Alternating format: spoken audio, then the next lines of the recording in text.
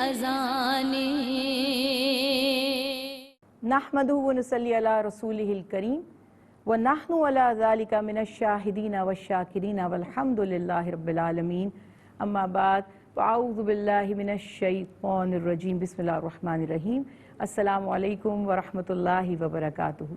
नाज़रीन, प्रोग्राम है हय्या अलस सलाह, आओ नमाज की तरफ, सलात की तरफ। सलात या नमाज जो मोमिन पर 5 मरतबा वक्त मुकर्ररा पर अदा करना फ़र्ज़ किया गया, जिसे प्यारे आका मोहम्मद मुस्तफ़ा अहमद मुज्तबा ख़ातमुन नबीयीन रसूल अल्लाह सल्लल्लाहु अलैहि वसल्लम ने एक मोमिन की मेराज करार दिया।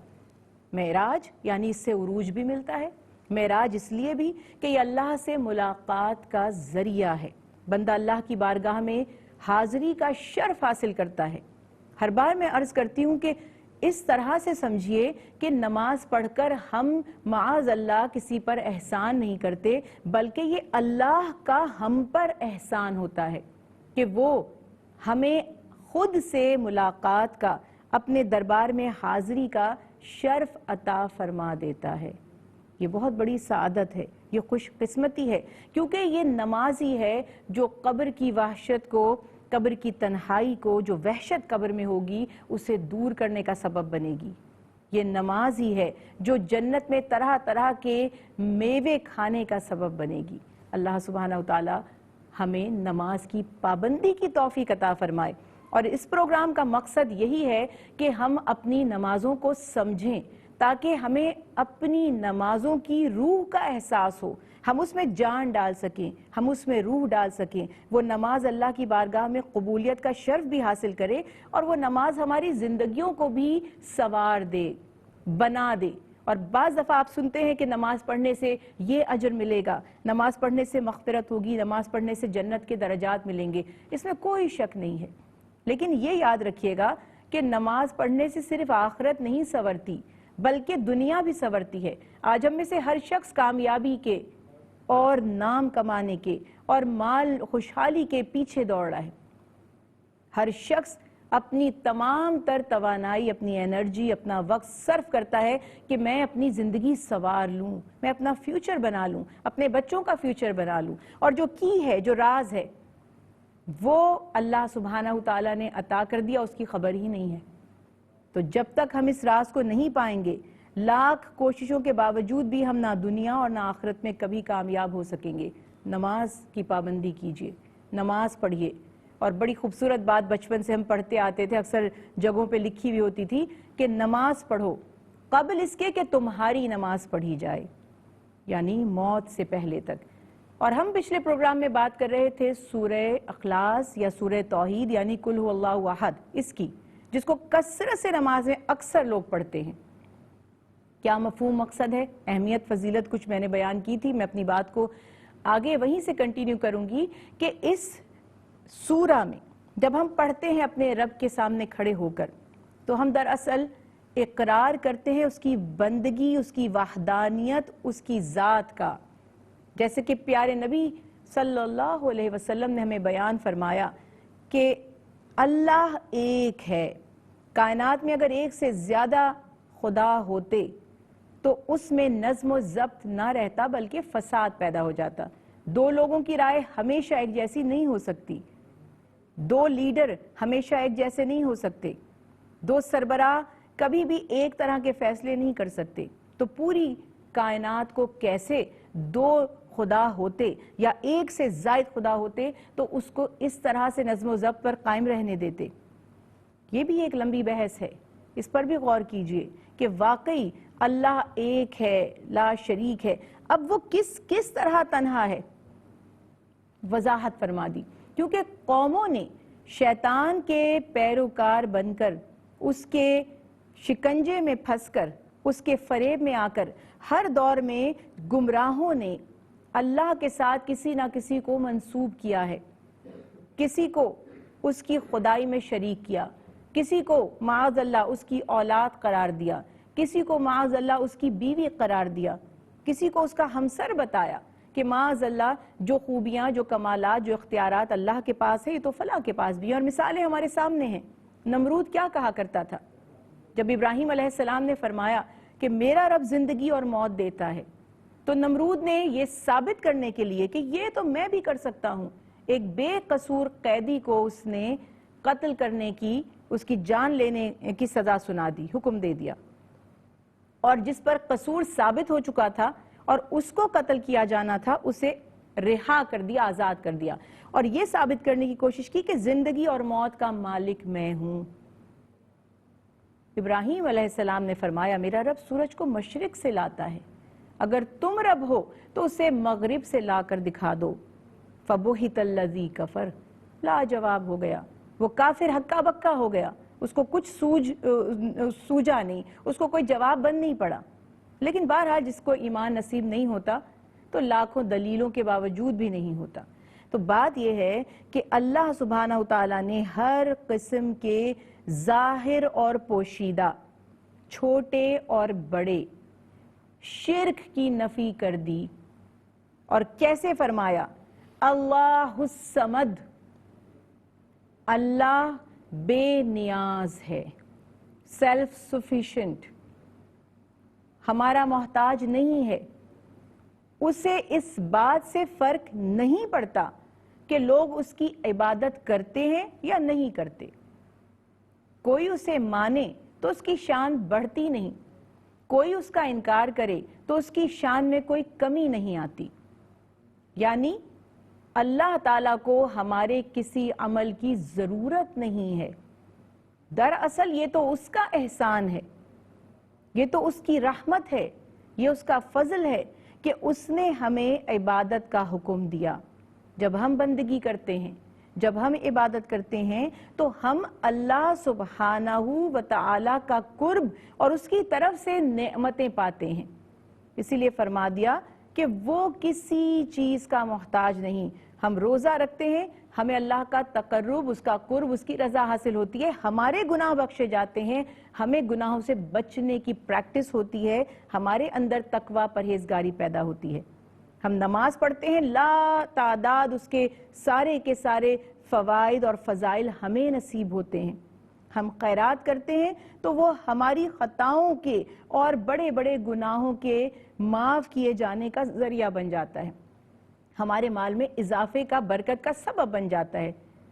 ہم حج پر جاتے ہیں، ساری خطائیں معاف ہو جاتی ہیں، اللہ کی رحمت میں آ جاتے ہیں، امن میں آ جاتے ہیں، ہمیں امان مل جاتی ہے۔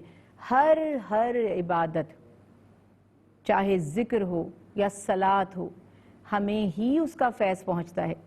کوئی اللہ کو نہیں مانے گا تو اس کی شان میں کمی نہیں آئے گی۔ یہ دنیا کے لیڈرز جیسا معاملہ نہیں ہے، یہ بادشاہوں کا، جو ریاست کے بادشاہ ہوتے تھے ان کا معاملہ نہیں ہے کہ اگر لوگ انہیں ووٹ نہیں دیتے، اگر لوگ انہیں بادشاہ تسلیم نہیں کرتے، اگر لوگ ان کے ہاتھ پر بیعت نہیں کرتے تو وہ بادشاہ نہیں رہے گا یا وہ سربراہ نہیں رہے گا۔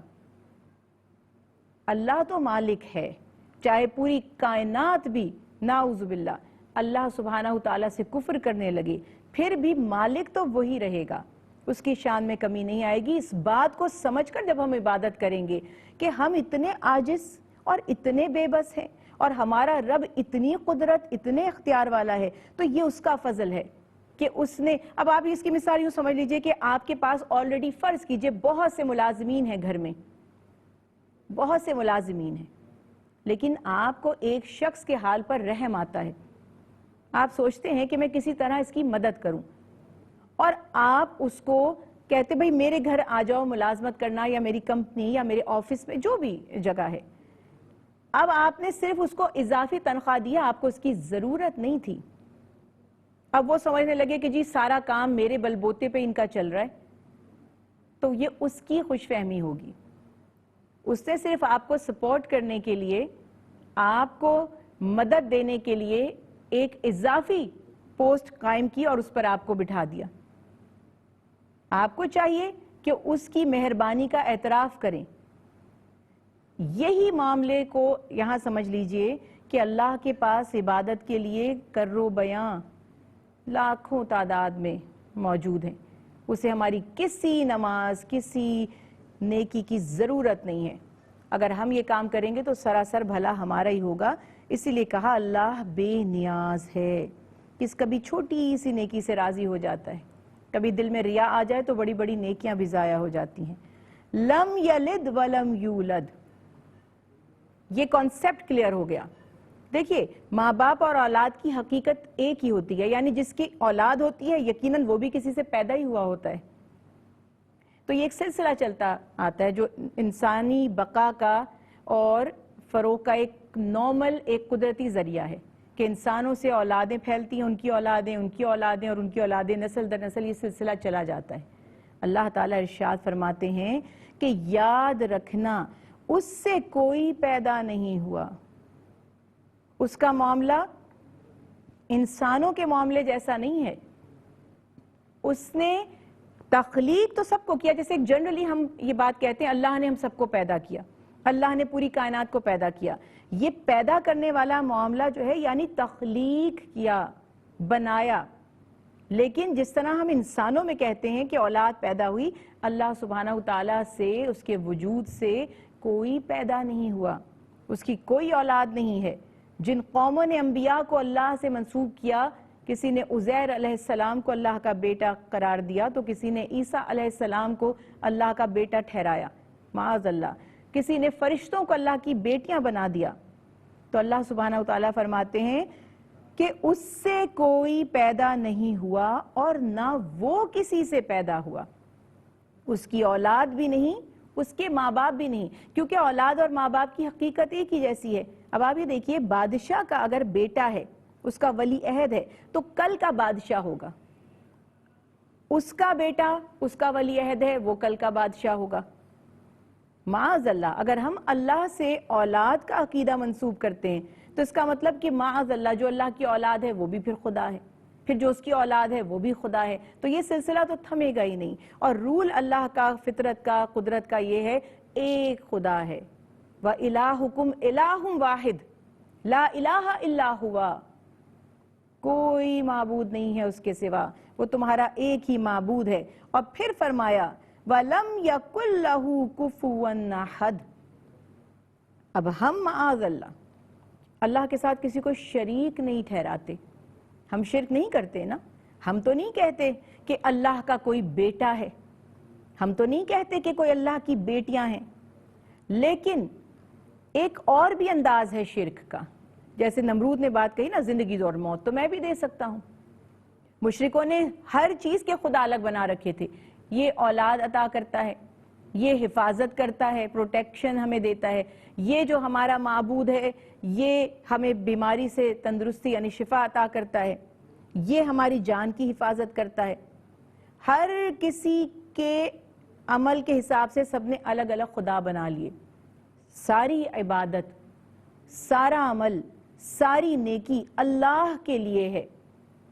اب آپ یہ سوچیں گے کہ معاذ اللہ ہم میں سے تو کوئی شرک نہیں کرتا، الحمدللہ ہم تو مسلمان ہیں، لیکن ایک پہلو ہم نظر انداز کر دیتے ہیں۔ دیکھیے کسی کو اپنا مالک مختار ماننا اس سینس میں بھی ہے کہ کوئی ہمیں اللہ کے حکم کے خلاف کام کرنے کا حکم دے، کوئی اتھارٹی، کوئی ہمارا جو بھی باس کہہ لیجئے، سربراہ کہہ لیجئے، ہمارے سر پر جو بھی ہے، یا ہم کسی سے محبت کرتے ہیں یا ہم کسی کے تابع ہیں، اگر وہ ہمیں اللہ سے بغاوت کی طرف لے جائے، اگر وہ ہمیں حرام کو حلال کرنے پر اکسائے، اگر وہ ہمیں حرام کاموں کی دعوت دے، ہم نے اس کی بات مان لی، تو یہ بھی تو شرک کی ایک قسم ہو گئی نا، کہ ہم اس سے تو ڈرے، ہم اس سے تو خوف زدہ ہوئے، ہم نے اس کی اطاعت تو کی مگر اللہ کی اطاعت نہیں کی۔ تو نماز میں بار بار ہم یہ اقرار کر رہے ہیں، اعتراف کر رہے ہیں کہ میرا معبود اور کوئی نہیں ہے۔ یہ نفس بھی تو بت ہے جس کی ہم عبادت کر رہے ہیں، نفس جو کہتا ہے وہ کرتے ہیں، جو اللہ کہتا ہے وہ نہیں کرتے، نفس گناہ کی طرف لے جاتا ہے اور اللہ سبحانہ وتعالی ہدایت کی طرف۔ تو یہ یاد رکھیے کسی کی بھی محبت، کسی کا بھی ادب، کسی کا بھی احترام، کسی کی بھی ہم سے جو افیکشن ہے، اگر وہ ہمیں اللہ کے احکامات کو توڑنے پر مجبور کر دے تو یہ بھی اللہ کی ذات کے ساتھ کسی کو برابری والا ٹھہرانے سے متعلق کی بات ہو جائے گی۔ پوری دنیا روٹھ جاتی ہے تو روٹھ جائے، اللہ کے حکم کی نافرمانی نہیں کرنی۔ اللہ ہمیں اس توحید کو سمجھنے کی توفیق دے، ہمارے اعمال میں اخلاص پیدا فرمائے اور ہماری عبادات کو قبولیت کے درجات عطا فرمائے۔ وما علینا الا البلاغ المبین۔